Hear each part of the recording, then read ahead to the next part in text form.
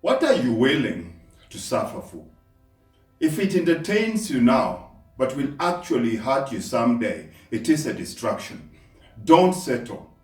Don't be distracted. Don't exchange what you need in the long run for what you kinda want at the moment. Study your habits. Determine where your time goes. Delete the toxic distractions. Taking small steps can make a big difference, especially in tough times. But there's no getting around the fact that taking these steps is often incredibly uncomfortable.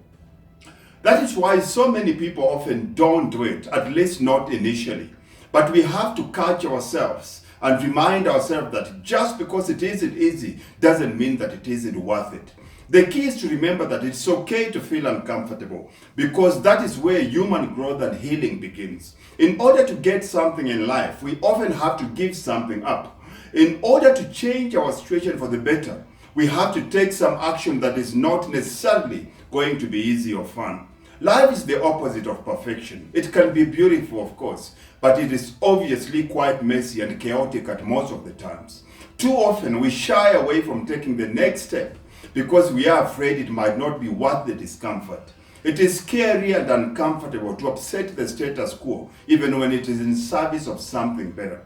It all comes down to a single question. What is worth suffering for right now? Is the change you are wanting to implement, finding a new job, reinventing yourself or your business, ending a bad toxic relationship, or something else, truly going to help you move toward the life you want to lead in the weeks and months ahead? If so, then it is a sign that it is time to step forward, and it is probably worth enduring some extra pain and discomfort to get there.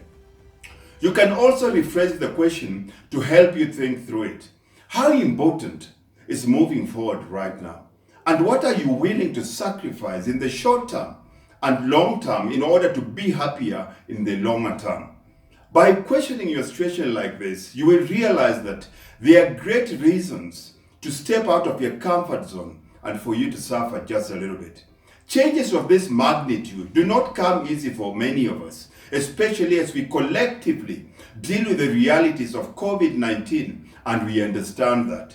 But once you start to have an honest conversation with yourself about what you want to change in your life going forward, you will find it easier to direct your full energy towards overcoming your present obstacles.